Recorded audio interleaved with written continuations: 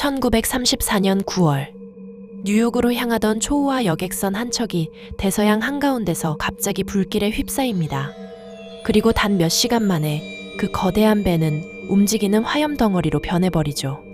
사람들은 바다로 뛰어내렸고 수백 명이 검은 연기 속에서 사라졌습니다. 그런데 이 사건에는 이상한 점이 너무 많았습니다. 화재 직전 갑자기 사망한 선장, 너무 늦게 울린 경보, 잠겨있던 구명장비, 그리고 살아남은 사람들의 증언 속 반복되는 한 이름, 조지 로저스. 미국 역사상 최악의 해상 화재 사건 중 하나이며 137명의 목숨을 앗아간 모로캐스로 화재 사건을 알아보겠습니다. 1930년대 미국, 대공황으로 모두가 힘들던 시기였지만 부유층과 중산층 사이에서는 여전히 호화 크루즈 여행이 인기였습니다. 당시 미국의 워드라인 회사는 뉴욕과 쿠바 아바나를 오가는 거대한 여객선을 운영하고 있었는데 그중 가장 유명한 배가 바로 모로캐슬호였습니다. 이름은 쿠바 아바나의 유명한 요새 엘모로, 성체에서 따왔다고 하죠.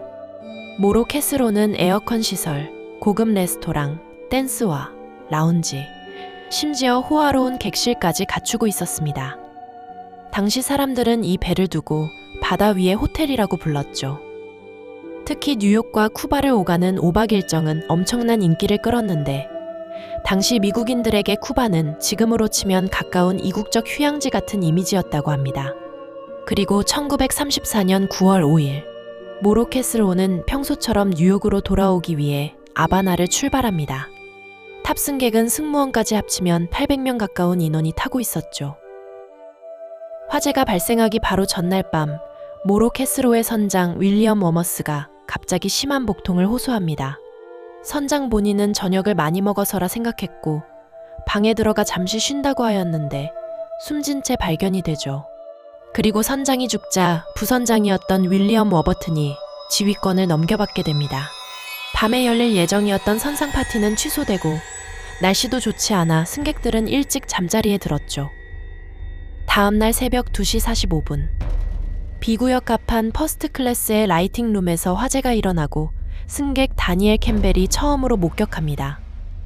화재 진압을 시도했으나 실패하고 야간 경비를 서고 있던 아서 펜더에게 화재 사실을 알렸지만 펜더는 화재 규모가 작다고 판단하고 화재를 알리지 않았죠. 하지만 실제 화재는 생각보다 컸고 새벽 3시 10분경 전기선까지 태워버리며 모로캐슬호의 모든 전등이 꺼지고 맙니다. 화재 사실을 안 윌리엄 웜즈는 배를 인근 해변에 세우려 했으나 화재가 너무 빨리 퍼져 불가능하였고 차라리 배를 버리는 게 낫다고 판단을 하죠. 이후 새벽 3시 24분 인근에 SOS 신호를 보내고 인근 배들에게도 연락을 합니다. 승무원들은 불을 끄려고 노력하였지만 소화전 중 고장나거나 막힌 곳도 많았고 배를 칠할 때 쓴 페인트도 유성 페인트라 불이 번지는 걸 막기는 힘들었죠. 새벽 4시, 대피가 시작됩니다. 하지만 이마저도 제대로 되지 않았는데 구명보트 12대 중 6대만 겨우 내려갔으며 6대도 408명이 탑승 가능했지만 겨우 85명만 탑승한 채 내려가고 말죠. 대피한 사람들은 대부분 선원이었으며 승객들은 배에 남아 있었습니다. 그중 밥 스미스라는 선원은 승객 구조의 진심이었다고 알려졌죠.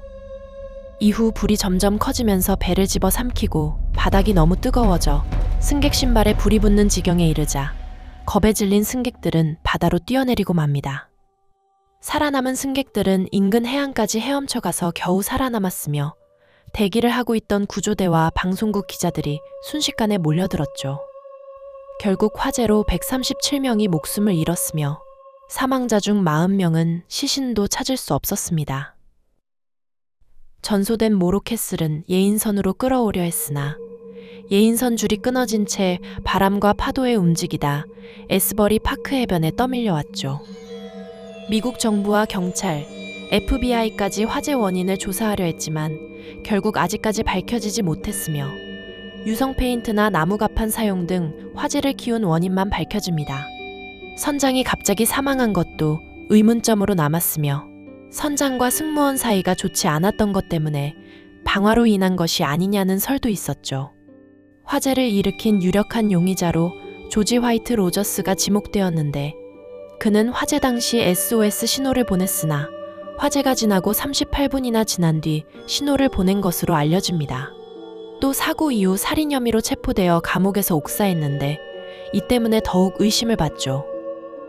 당시 타이타닉호 침몰 사고의 충격이 가시지 않았던 때라 배에는 12대의 구명보트가 추가되어 2,000명을 대피시킬 수 있었고 각 갑판과 복도마다 화재 방지를 위한 방화벽이 설치되었으며 비상시를 대비해 사람들이 대피할 줄을 발사해주는 라일건까지 있지만 사고를 막지 못하였습니다. 사고 이후에는 나무와 유성 페인트를 적게 쓰도록 법으로 규정됐고 배에 불이 나는 등 비상 상황 발생 시 바로 SOS를 보내는 법안이 발표되죠. 현재 시신과 부상자가 떠밀려왔던 뉴저지의 에즈버리 파크에는 모로캐스로 화재 추모비가 세워져 있습니다.